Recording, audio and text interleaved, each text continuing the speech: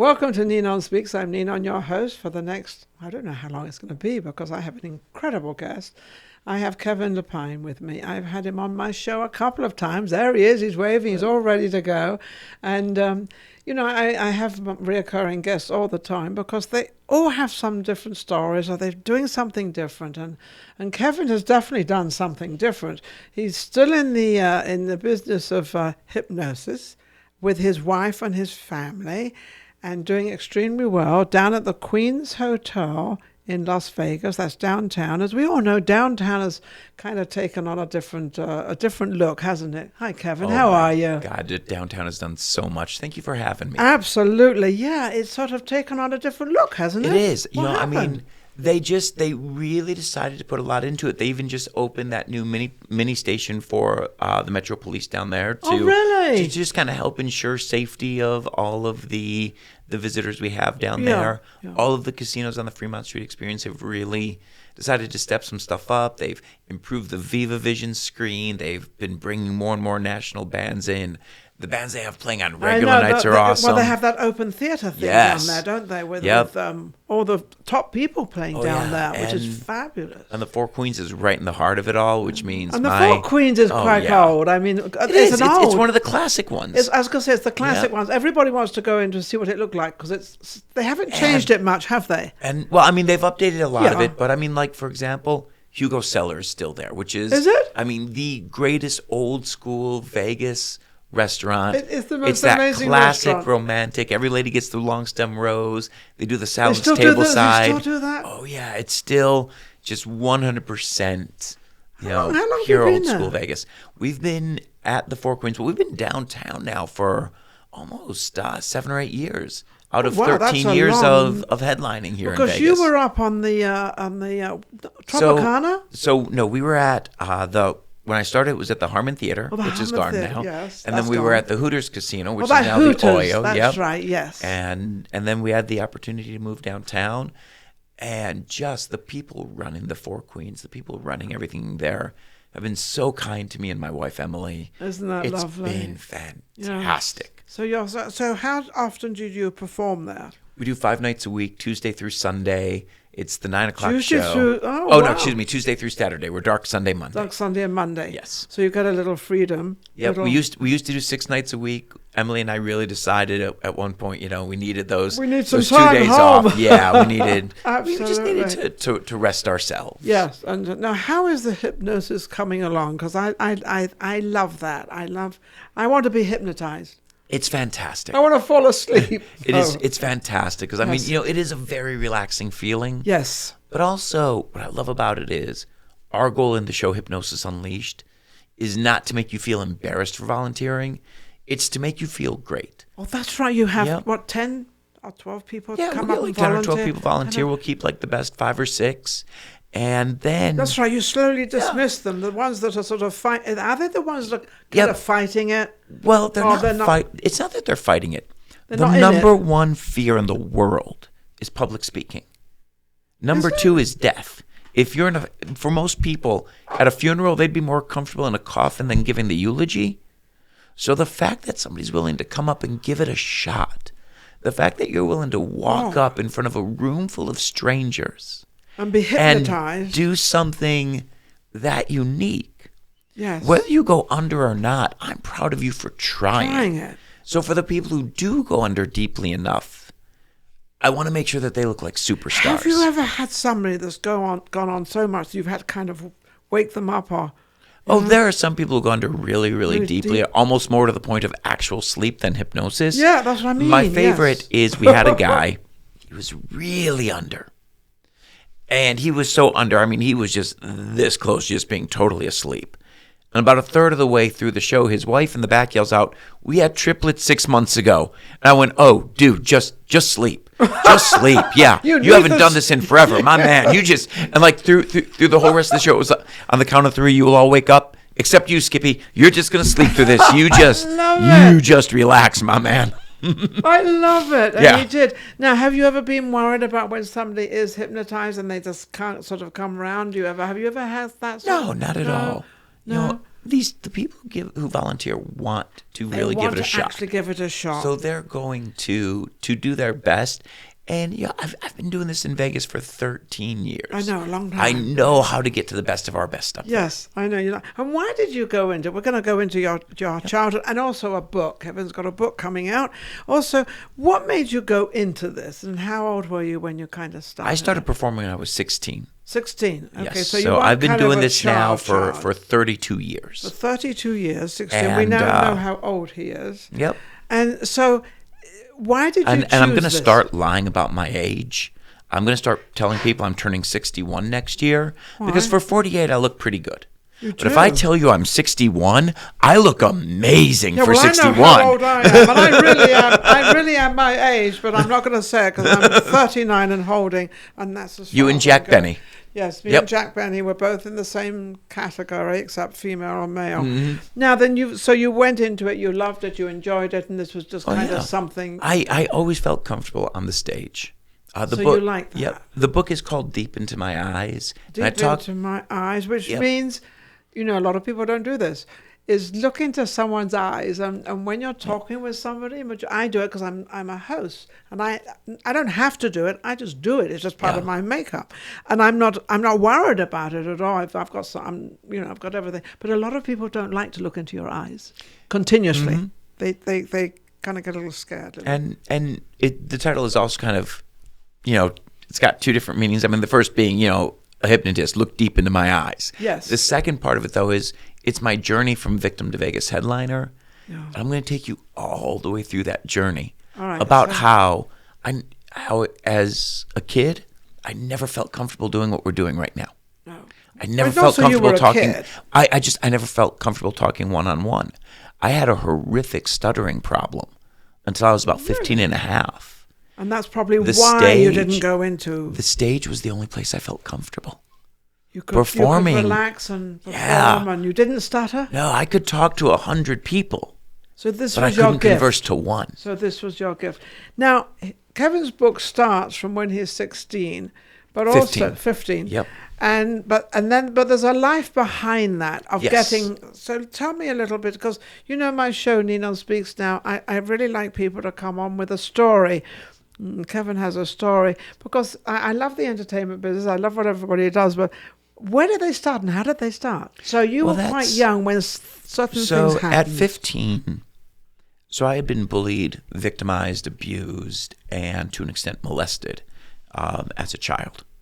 Was that And with your family, or was that that just was, with the school people, or everybody? So my family was my only source of solace. Okay.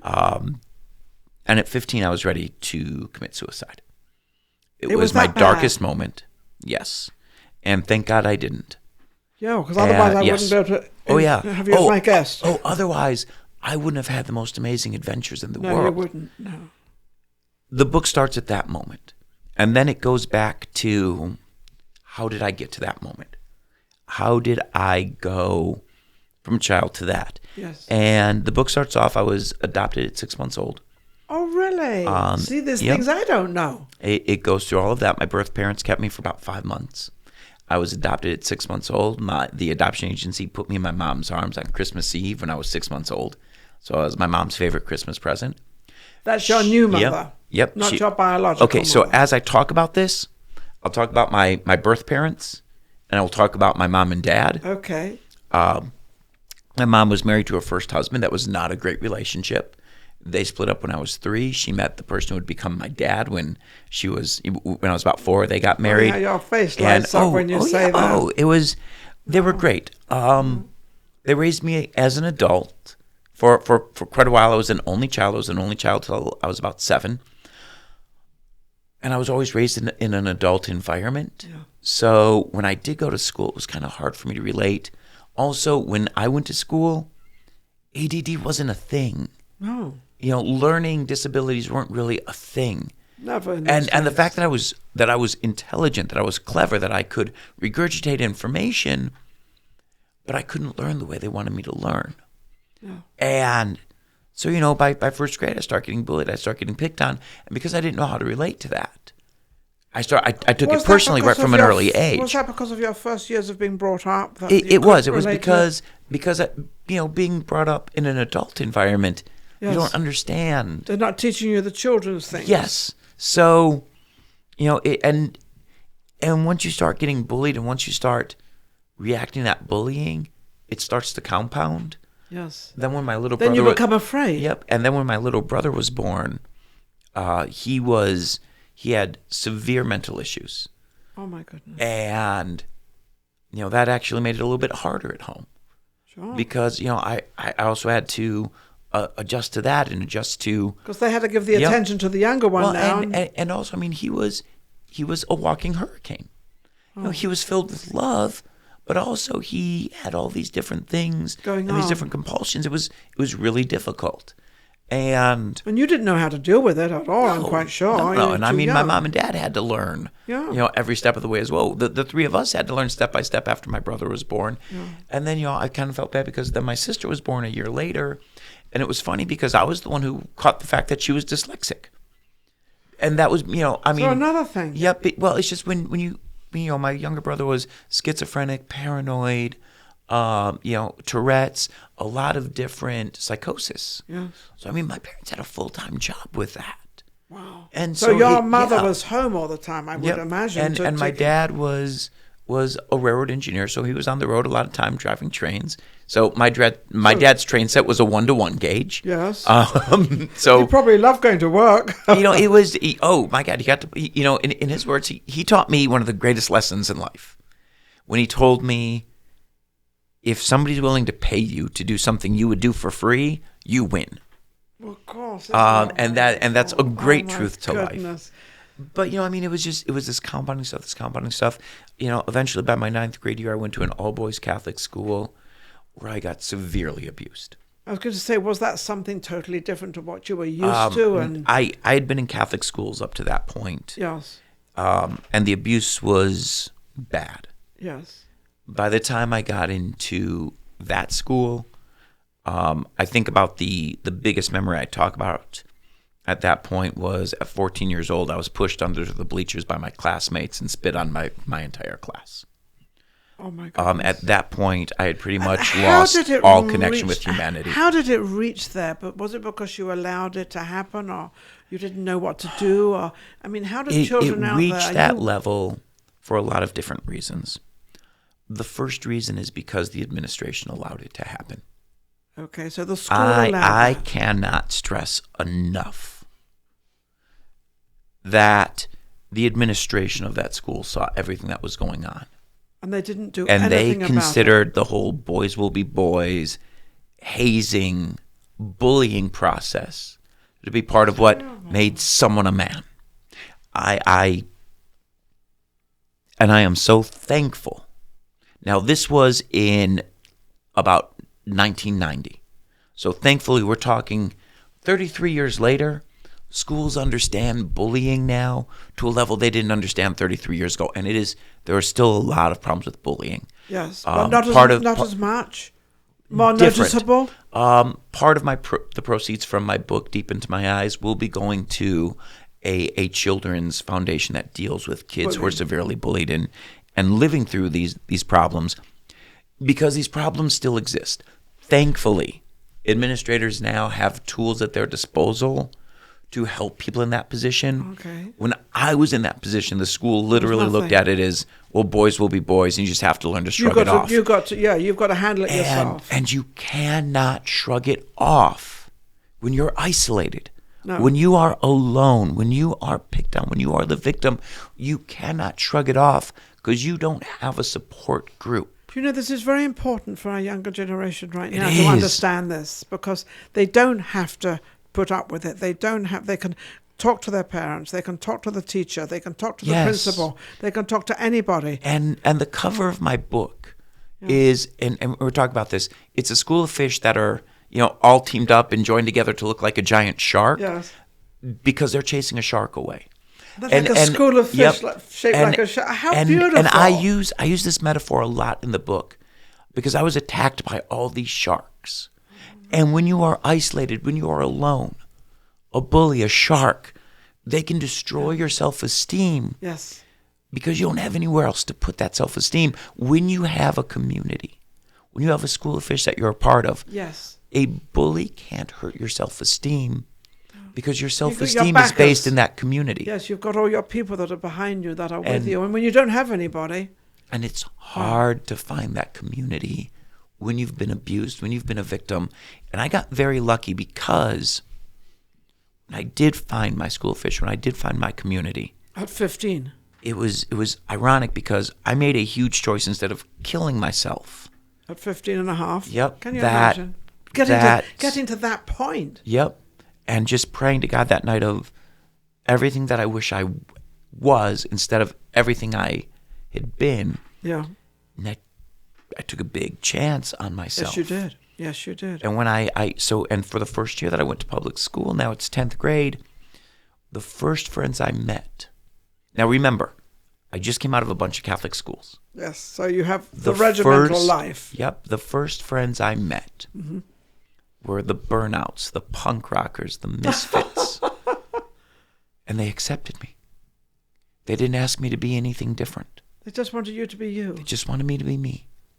And you were different, and that's why you got into the group. And the funny thing is, always raised with kind of the preppy look, and they didn't care.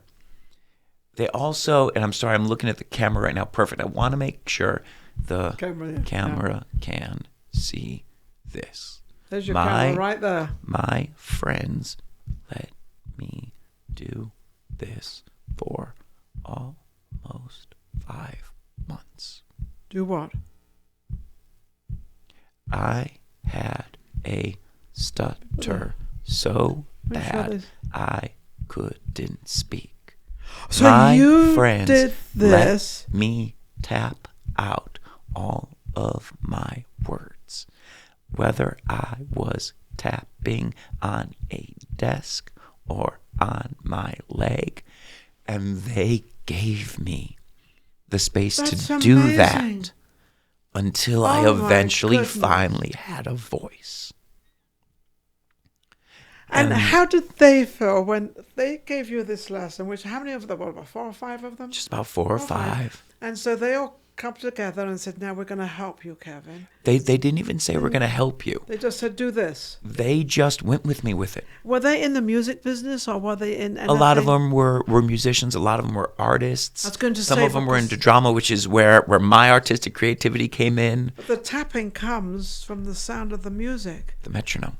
That comes from, that keeps you, and that keeps you, as we say, keeps you in tune. Mm-hmm. And it was funny. And it was funny because in that moment also, I didn't care if somebody in one of my classes made fun of me for stuttering or made fun of me for having to do this, because I had 4 or 5 people behind you. Yeah. So what do I care about the opinion of somebody trying to talk smack when I've got a group who loves me and appreciates me? And then this would actually Did you have to do anything to make this group love you? Did you have to? Just be me. Just you. And that's all the they funny were thing was, interested in. and then the funny thing was, they all ended up hanging out at my house because my dad had also been in AA my entire life, and my friends loved my dad because he was always honest with them. He would always tell them 100% the truth. It may not be the truth you wanted to hear. Well, yeah, that's the problem with the truth. But and the funny thing was, where my dad was like this very straightforward, here's the truth, here's the facts, he wouldn't judge you for it. No. And my mom was always the empathetic, loving, hugging. Which so some of my friends got both sides of that spectrum. That they probably never had before. And they always appreciated it. Oh. And this would actually lead into that summer. I actually had a job working at the Scout Ranch. I would eventually become an Eagle Scout. I was working as a camp counselor. And it was also funny. A camp counselor. And it was That's also amazing. funny because I wasn't afraid of losing my friends either. I knew they would be there when I got back. Oh. And What a on my journey. 16th birthday, so I'm now 15 and 364th of the way to being 16. And I'm in my bunk with all of my Siblings? my co-counselors. Okay, Yep. yes. And the clock ticks midnight. And it is now my 16th birthday. Somebody set an alarm, and at 12:01 the alarm went off. and my whole bunk sang happy birthday to me. Oh, 1 year ago, you can make me I was cry. ready to die. 1 year ago, I was about to kill myself. And a year later, I have an entire community celebrating my birthday. And that's why I wanted to write the book. Because I wanted to talk about not just the good and the bad, not just the, I'm a Vegas headliner, not just the, oh my God, I had all this tragedy. I wanted to talk about how you can find a community. How you got there and what you need. And then how through every step of my career, I found people. I built a community around people me. That loved you. And who supported me and went, hey, you know what? And it's a two-way street. Yes. It's not just the people who support me, it's the people that I've supported. Yes.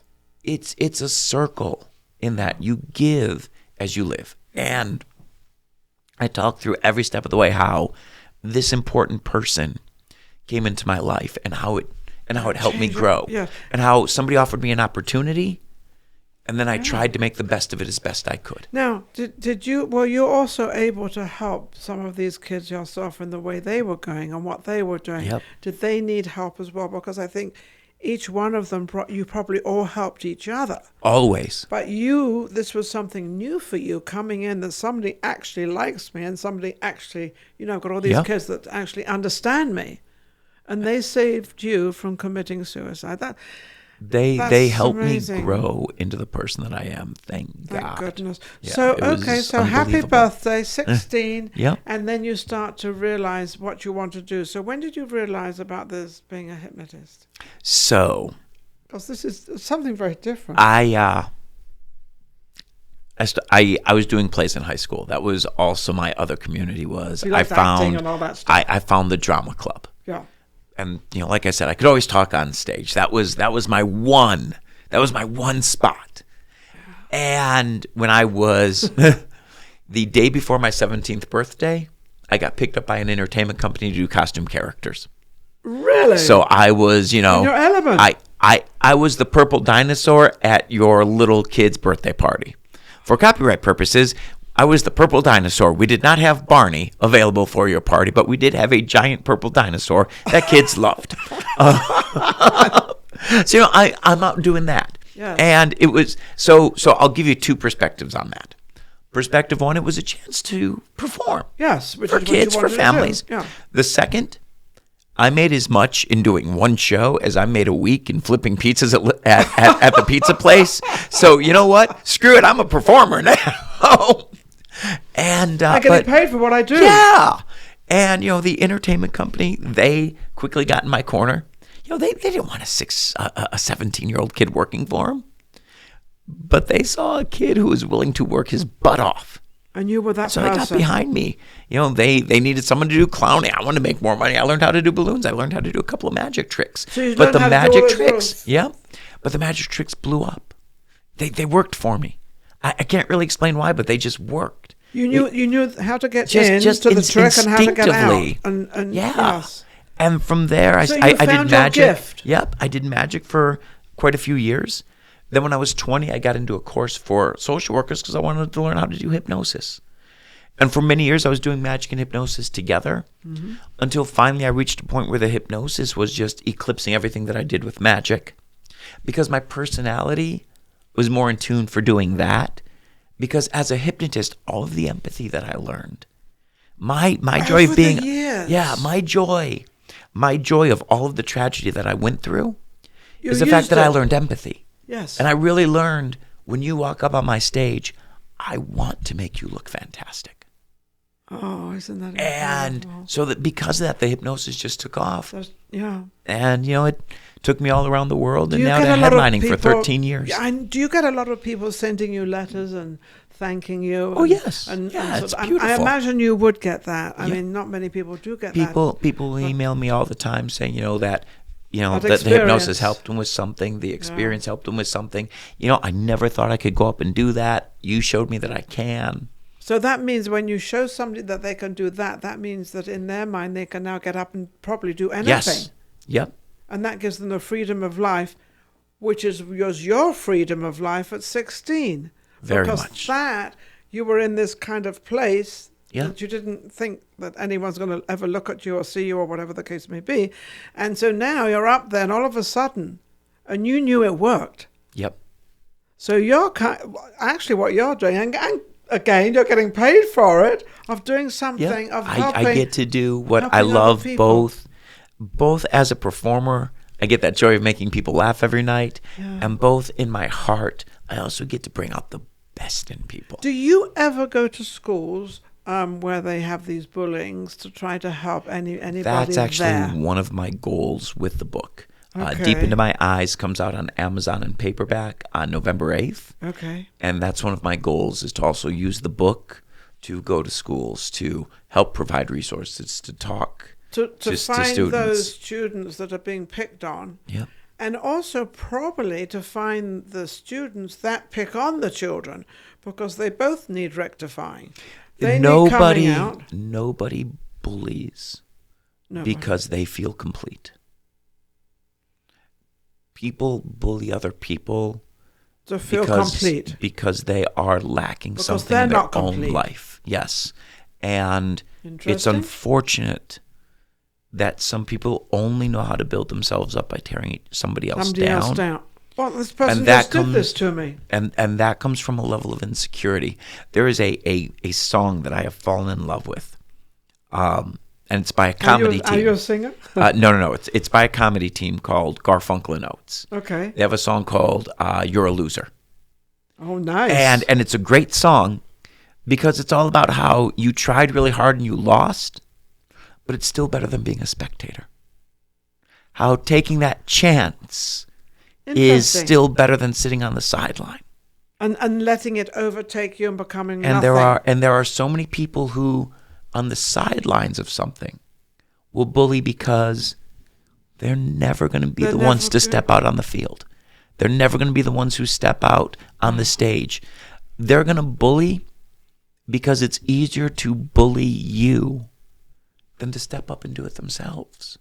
It's actually a very inspiring song to me. This just happened to me yesterday, and I got sent a message, and it's all about, and it's funny because I didn't take it in a bad way. I took it as, oh, okay, so how can I help you now? And one of the talk shows has a segment where celebrities will read mean tweets about themselves.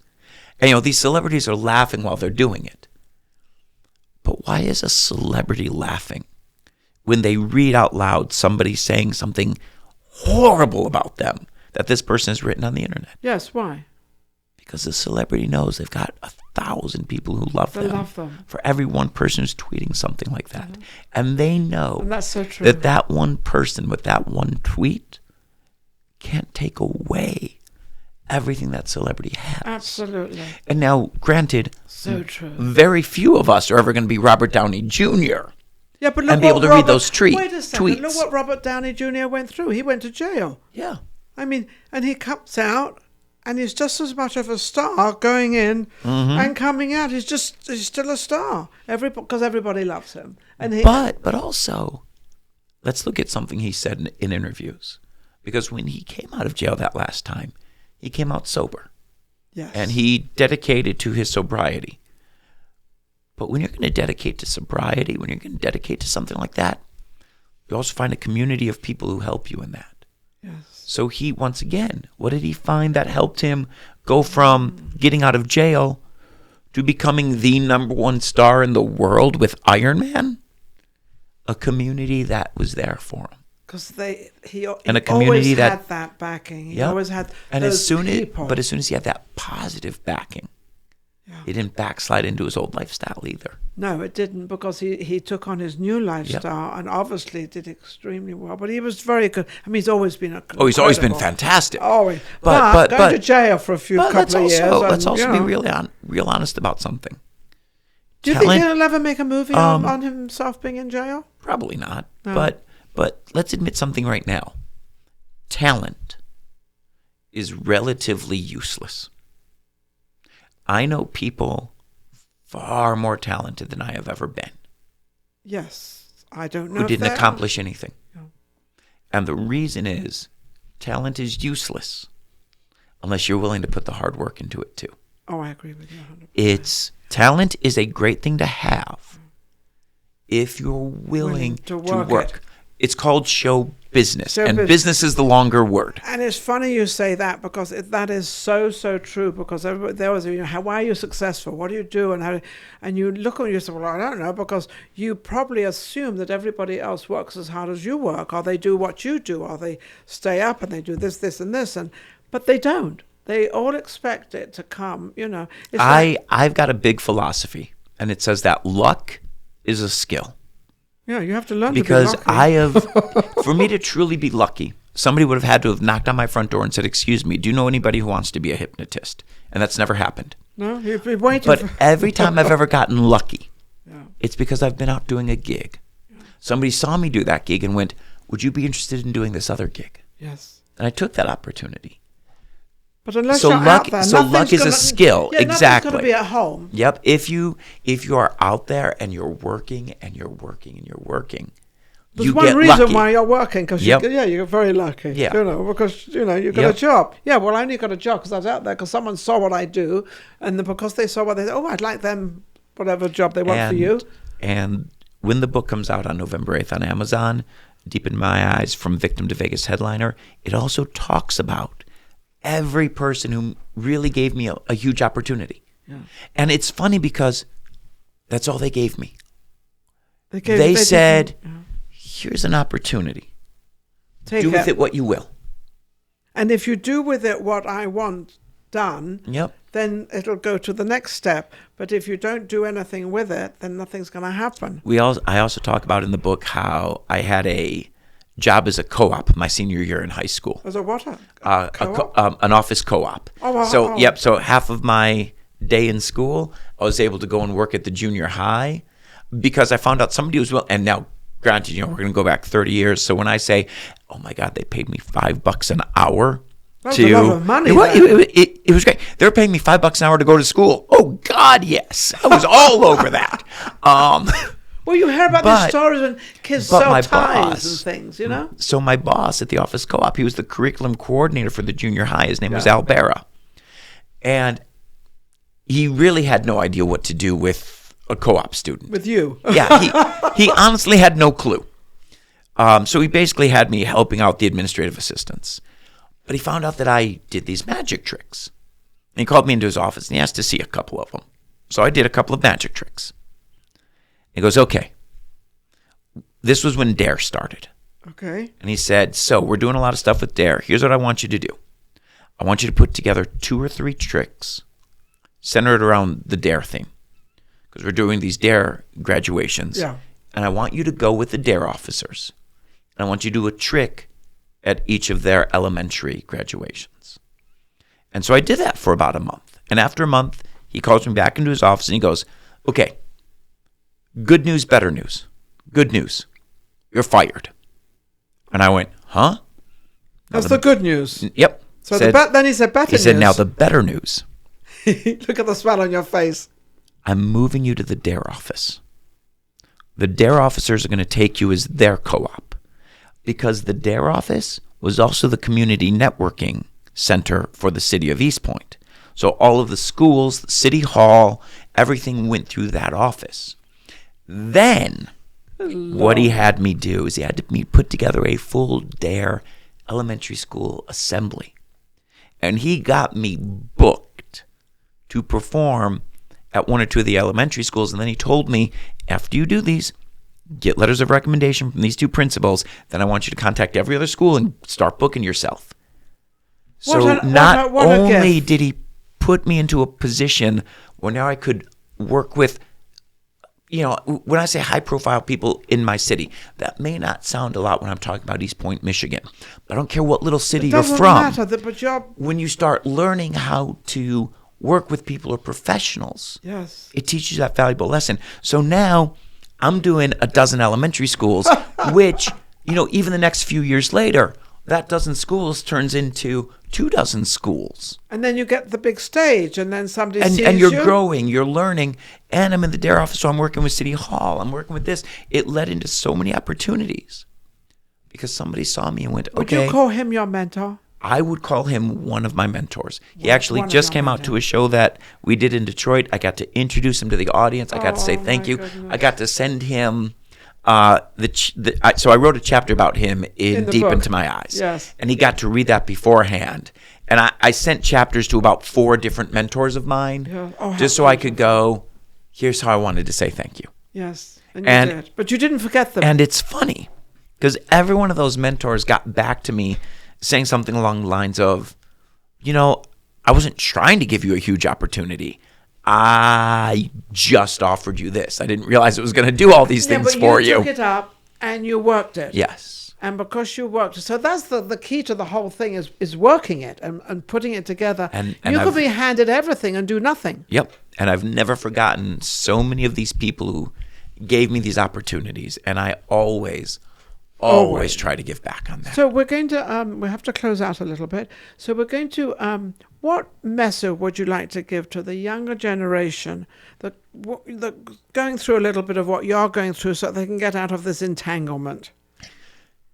So the first thing that I would tell anybody who is suffering from bullying or abuse is that bullying and abuse only gets stronger in isolation. Okay. Oh, that's Reach out to people. Yeah. Reach out to people, even if you're concerned that they cannot help you. If you feel that you can trust somebody, reach out to them. And that's what you did with these little 5. If that person is not in your family, you have my deepest empathy. But I would hope that, first of all, maybe you can reach out to someone in your family. So at least you have a support group there at home. Yeah. If you don't have that support group in your family, reach out to any, especially if you are a minor, reach out to any other adult. If you think you can trust your principal, if you think you can trust a guidance counselor, if you have to go so far as to do something weird and out of the box, go to the fire station. Yeah. Go to the police station. Talk to somebody. There are resources out there and people who will help you. There are people who have been through what you're going through right now, and you don't know this right now. But the people who have been through what you're going through, they love you and they want to help you, and they will. What an incredible message. I always have my back for the younger generation because I had a show for 16 years called Voices of Tomorrow, and I used to interview the younger generation they went anywhere from 10 to 18 because that was kind of the bracket, but the teenagers are when problems really start because you start realizing you're growing up and you've got to handle this life and you're getting deeper and deeper into this ditch. You've got to get out of this ditch, and you're the only person that can get out of it. So the crowd you're in and they're not helping you, get out of them, find somebody else, even if it's your mother. And I always say, instead of your mother talking to you, you talk to your parents. Yes. Open up a little bit to your parents because it's absolutely wonderful. Now, most important, the book. Yes. How do we find the book? When's the book coming out? And the name of the book. So and the website. the book is going to come out on Amazon. It's only going to be available in paperback. I wish we could do pre-orders. Unfortunately, due to Amazon's algorithms. Sorry, those are hard. The algorithms Due are to hard. Amazon's algorithms, we can't do pre-sale. We have to do day of. That's okay. That opening week, it's going to be available November 8th. Deep Into My Eyes from Victim to Vegas Headliner will be available on Amazon.com. Oh, I love that. Victim to Headliner. And what I'm offering people, because I may not have the opportunity to sign your book, there are bonus chapters that will be available when you get the book. There's a website to get some bonus chapters, as well as to email me. Okay. Once you buy that book, if you email me, I will send you, the book is 6x9. I will send you a 6x9 personalized autographed cover of the book. Oh, isn't that so it's lovely? basically an autographed postcard mailing. Yes. But you will get an autographed copy of the book if you purchase it that opening week. So realize this, that, Vegas, you don't just jump into Vegas. You don't just jump into entertainment. But sometimes you've got to follow that little road, little yellow brick road, whatever you want to call it. You've got to follow that road and sometimes make a left turn No, how about a left turn this way and a right turn this way? Oh, straight ahead. You've got to make those choices, and choices are very, very difficult. There have been plenty of times in my career where I've had to make 3 right turns to make that left turn. That left turn to make the right turn. And that's what it takes. But when you're young, you can actually battle it and do it. You really can. There's no younger person out there, I believe, that cannot do what they want to do. You've just got to have the tenacity, keep going forward. If you get stuck at a point, your mum and dad, if you can't talk to them, talk to your principal and all the people you talked to all during your life. And it really didn't start till he was 15 and a half, wanted to commit suicide. And there was a turn. There was a 3-way there. He took the right turn. That's all you have to do. Thank you. Thank you for coming on the show. Pleasure, Nana. Thank you for being a guest, because you've opened up so much for the younger generation and for the bullying. There's a lot of bullying still going on. It's different bullying now than it used to be, but it's still being bullied. Still the same thing. So it changes. The method of bullying changes, but the core of it, unfortunately, still exists. It still stays in the body. It's still you receive it now. You've got to reject it, and you've got to go out there and be a person. Thank you for watching Ninon Speaks. It's amazing, and he's an amazing guest. It's 2 or 3 times I've had him on my show, and I love him on my show because I love this hypnotizing thing. I want to be hypnotized. It is fun. Hypnosis Unleashed is in its 13th year. 13th year, absolutely. And they can see you at the Queen's Hotel. Yes. In Vegas. That's downtown. Thank you again for watching, and everything is absolutely amazing. I love you, and we'll be back. Ninon Speaks.